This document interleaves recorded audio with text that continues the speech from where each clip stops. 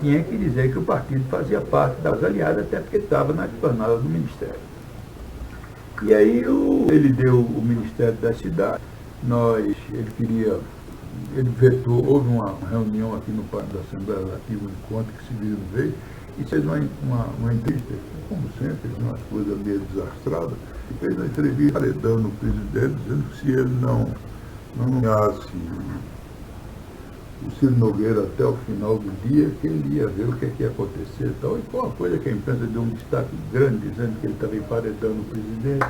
E, na verdade, ele aí chamou, no outro dia tivemos uma reunião com o presidente, eu estava presente, Severino, Ciro Nogueira, e ele então pediu para que, disse, olha, eu não quero nomear Ciro, não é por nada, porque Ciro Paulano vai ser candidato a deputado, vai se reeleger e vai deixar o ministério, então tem que escolher um técnico. Sugeriu o nome do embaixador José Botafogo, Gonçalves Sobrinho, e aí o Severino brincou, presidente, nem tanto Botafogo, nem Flamengo, nem Vasco, e indicou o nome do diplomata também, Márcio Forte, que tinha sido secretário executivo de Pratini Moraes, no Ministério da Cultura, no governo Fernando Henrique Cardoso.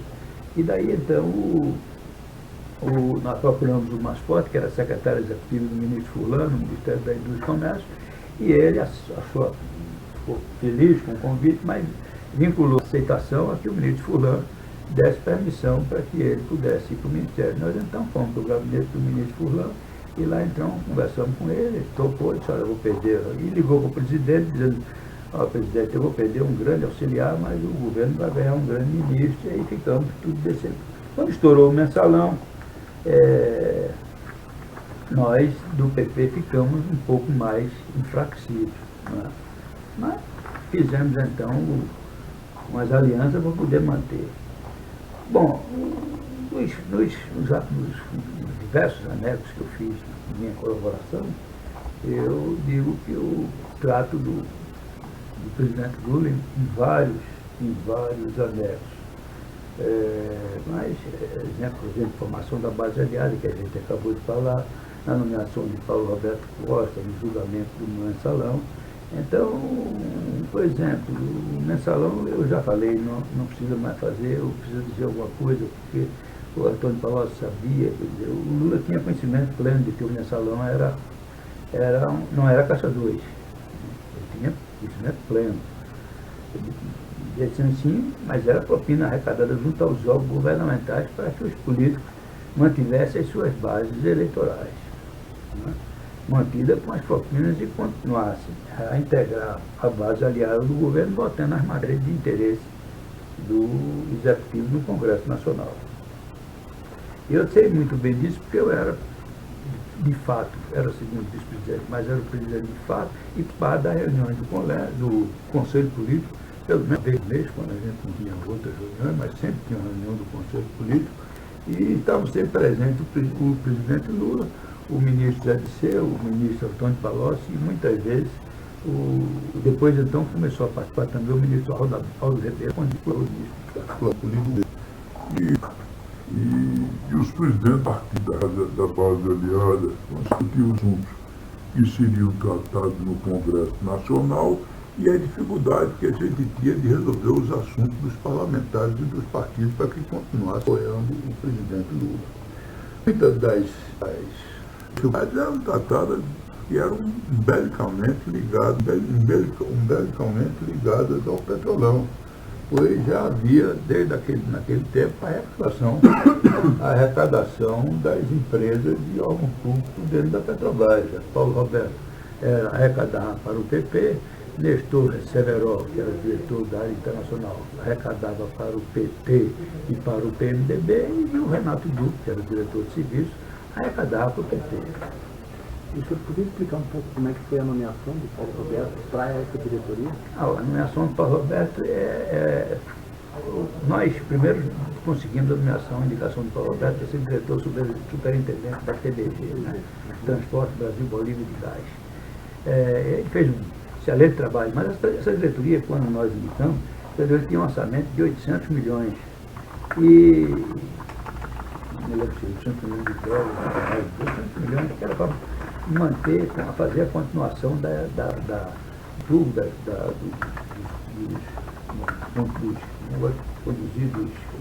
dutos de condução do gás, E a diretoria da Petrobras, achando que esse era um péssimo negócio, porque não se estava utilizando nem 10% do gás da Bolívia, porque a gente não tinha como utilizar no Brasil, hoje não, hoje se utiliza todo o gás, ainda se importa algum gás, mas hoje já existem as interligações todas. Reduziu o orçamento da TBG para 18 bilhões de dólares. Então passou a não interessar para nós, porque 18 milhões de dólares era para pagar simplesmente a folha de funcionários, não tinha nenhum investimento. Né?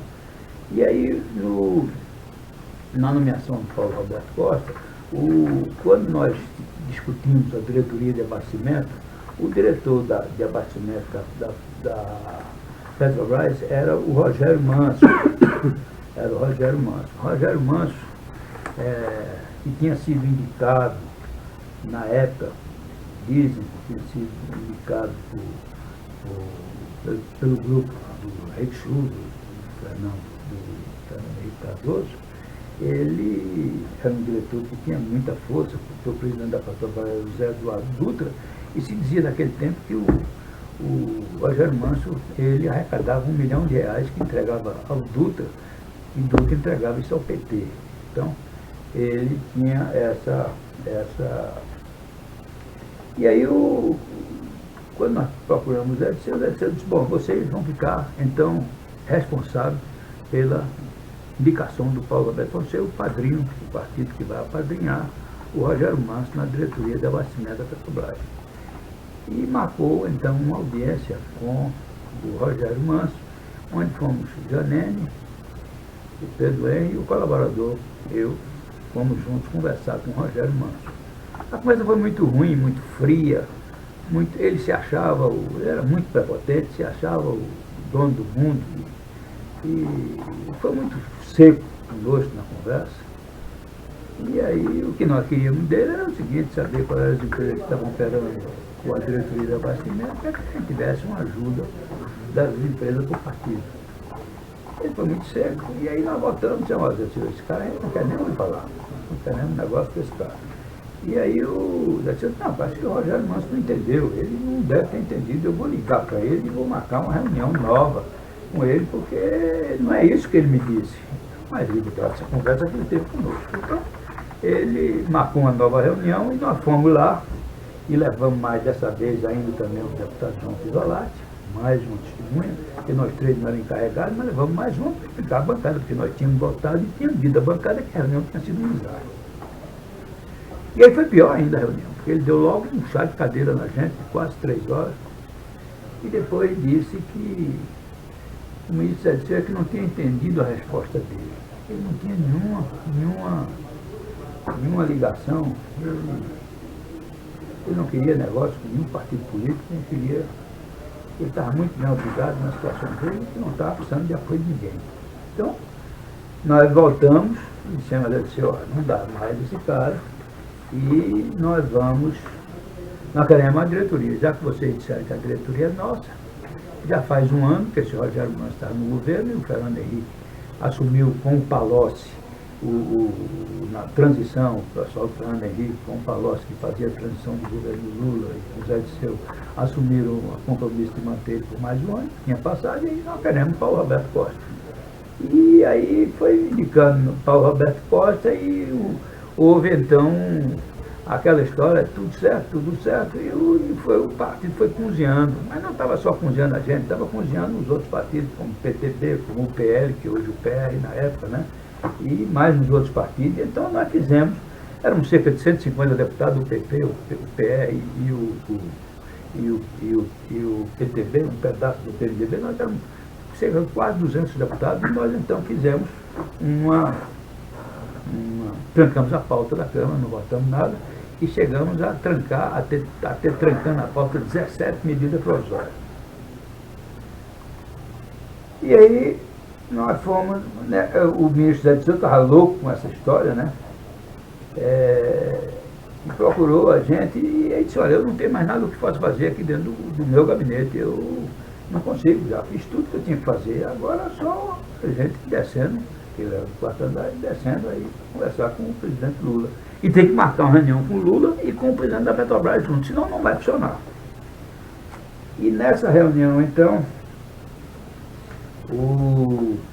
foi marcada uma reunião no gabinete do presidente Lula, onde estava presente o presidente Lula, estava presente o ministro Zé Disseu, o ministro Aldo Rebelo, o presidente da Petrobras, que era o doutor José Eduardo Dutra, estava presente Janene, Pedro Henrique e eu. E houve um diálogo de Lula com Dutra. O Lula perguntou: ô Lula, nós não nos comprometemos com o PP, que indicou o doutor Paulo Roberto Costa já há algum tempo para a diretoria de abastecimento da Petrobras, porque até agora ele não foi nomeado. E o Dutra virou e disse: porque essa mudança de diretor é um assunto complicado dentro da Petrobras. Está havendo resistência, além da competência não ser só minha, para nomeá-lo. Lula perguntou: e de quem é a competência então? E o Dutra disse: a competência do Conselho de Administração da companhia, da maioria dos conselheiros. E aí Lula disse: e quem nomeou a maioria dos conselheiros, Dutra? Aí Dutra disse: você, Lula. Aí Lula disse a ele: então Dutra, eu quero que você diga a essa maioria dos conselheiros e nomeie, que nomeie o doutor Paulo Roberto Costa. E se não nomearem, daqui a uma semana eu vou demitir e trocar esses conselheiros que nomeei. Aí Dutra olhou para ele e disse: Lula, eu entendo a posição do Conselho, porque não é da tradição da Petrobras, assim, sem mais nem menos, trocar um diretor. Aí Lula disse: Dutra, se fosse pensar em tradição, nem você era presidente da Petrobras, que foi presidente em 2003, 2005, nem eu era presidente da República. E logo depois de 15 dias, principalmente 21 de maio de 2004, foi nomeado Paulo Roberto Costa, diretor da diretoria de abastecimento, e o Partido Progressista abandonou a obstrução dentro do Congresso. A nomeação de Paulo Roberto Costa foi uma determinação direta para determinar os interesses específicos do PT, que era o interesse arrecadatório. Agora, tivemos umas outras cobranças sobre o presidente Lula. Em várias opiniões, o presidente Lula, em reuniões com a nossa bancada, ou em reuniões do Conselho Político, ou em encontros políticos, que ele participava também, para que nós íamos lá cobrar para ele ampliar a participação, porque o político nunca está satisfeito com o que tem, sempre quer mais uma coisinha. Então, você tinha em diretoria, que a gente queria que ampliasse a participação de diretoria, ministério, que viabilizasse uma maior arrecadação e também viabilizasse o prestígio político, sobretudo em período de campanha. Muitas dessas cobranças foram feitas diretamente por mim, na presença de outras pessoas, ao presidente, lá na reunião do Conselho Político, quando a gente discutia os assuntos. Quando as cobranças eram realizadas, a resposta de Lula era basicamente sempre: vocês não podem cobrar mais nada. Paulinho me disse, que ele chamava Paulinho, me disse que está servindo muito bem, vocês estão muito bem amparados. Muito bem amparados financeiramente, vocês estão muito bem amparados. Ele dizia muito claro.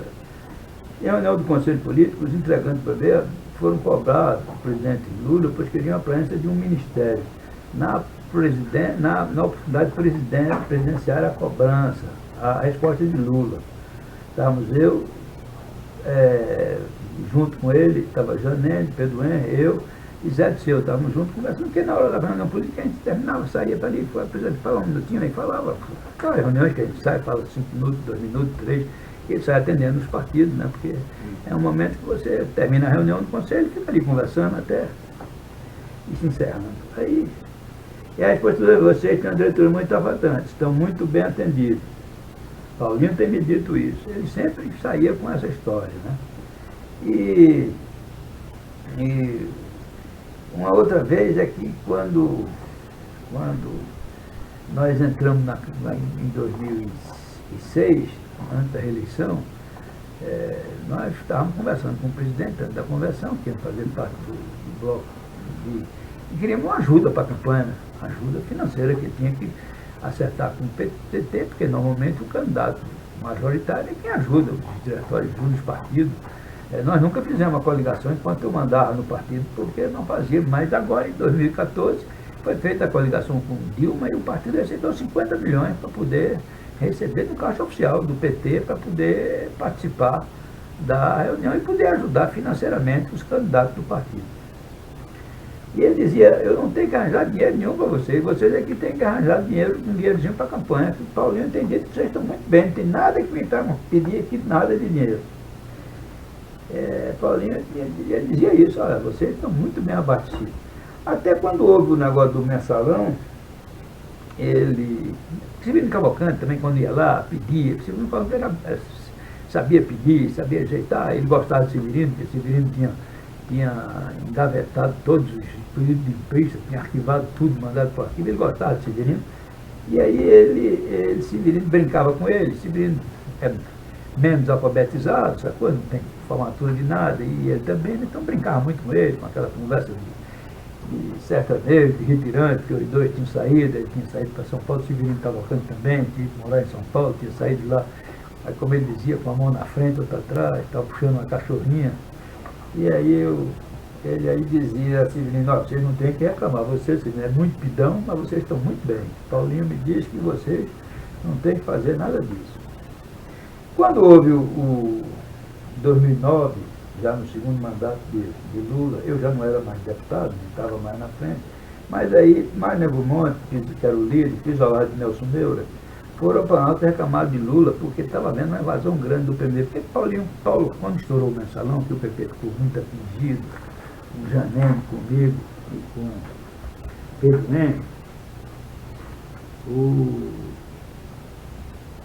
sobretudo com Janene, que era quem fazia, o Paulo Roberto se sentiu sem padrinho e procurou então o PMDB, né? Foi nessa época que ele procurou o PMDB para assegurar, e também o PT, ele procurou o PT, o PMDB, e nós fomos reclamar isso de Lula, já em 2009, não é possível, o PMDB estava entrando na nossa diretoria e estava querendo faturar mais do que o próprio partido, e ele disse isso a Mário Negromonte, que a diretoria era muito grande e era capaz de atender todo mundo. E a maior parte da comissão seria do PP, mas tinha que atender os outros partidos da base aliada. Então foi nessa época que eu procurei a liderança do PMDB para conversar especificamente com Renan Calheiros e Eduardo Cunha, encontrei com Aníbal Gomes no escritório do Dr. Eduardo Ferrão, que era meu advogado de mensalão e advogado dele num processo que ele tinha de um crime lá no Ceará, ele é penalista, e o Eduardo Ferrão era advogado do partido. Nós fizemos quando eu era presidente, o advogado de Brasília é muito caro, então era um problema que a gente tinha nos tribunais superiores para atender os deputados. Então nós fizemos um contrato de atendimento, pagamento mensal ao escritório para que ele pudesse atender a todos nós. E procurei Romero Jucá e todo esse povo para que a gente pudesse manter o Paulo Roberto Costa. Mas é isso basicamente o que eu tenho do assunto da nomeação de Paulo Roberto Costa.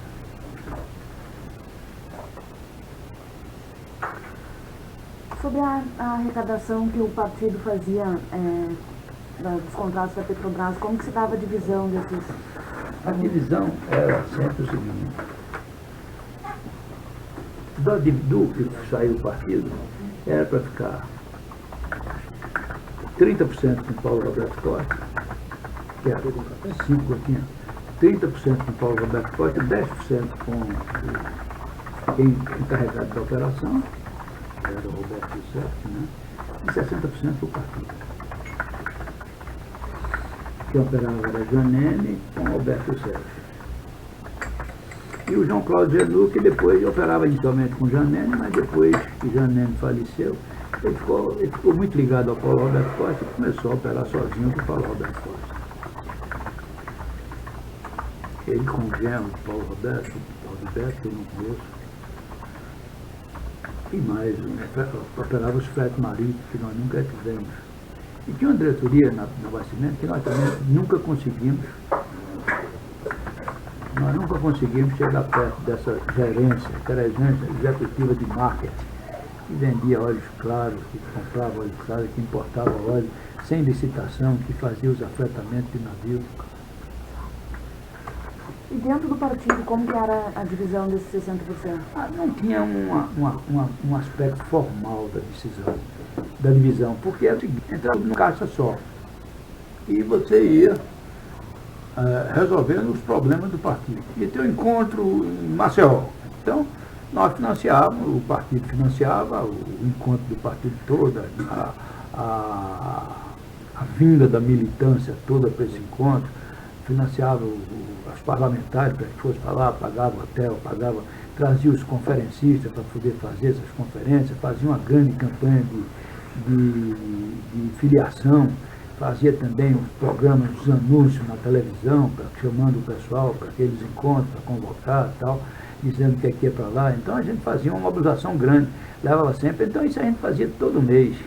Eu até fazia mais encontros do que, mais sozinho, mas esses encontros maiores nós fazíamos todo mês. Então isso era uma coisa que consumia diversos recursos. Depois os programas de televisão nós pagávamos dos estados todos. E tinha diversos partidos nos estados que não recebiam recursos do fundo partidário, porque tinha um problema de prestação de contas, essa coisa toda. Então a gente mandava o dinheiro por fora. E fora isso ajudava os parlamentares. A gente dava o que sobrava, dividia, rateava entre os parlamentares. Se dizia que tinha um negócio de diretoria, mas não era bem verdade. Tinha hora que você recebia mais quando precisava. Quando estava com um problema maior, recebia mais, tinha hora que recebia menos. Não era uma coisa de uma mesada, você tem 10 mil todo mês, 20 mil, não tinha isso. Era a arrecadação, dependia do que se arrecadava e também era feito muito em função da necessidade do parlamentar. O cara tinha que pagar um advogado, aí o partido pagava. Tinha um problema de uma viagem, uma doença. Nós pagamos muita coisa de doença, pagamento de hospital, tudo isso. Agora, isso tudo era caixa 2, não tinha nota, não tinha nada. Só para deixar bem claro, doutor Pedro, qual que era a contrapartida que o partido dava? O partido votava na matéria de interesse do Congresso de Lula, porque fazia parte da base aliada, aprovava tudo. Aprovava tudo, ele tinha uma base partidária grande, porque a Dilma desconstituiu, né? Se fosse ele não seria empichado.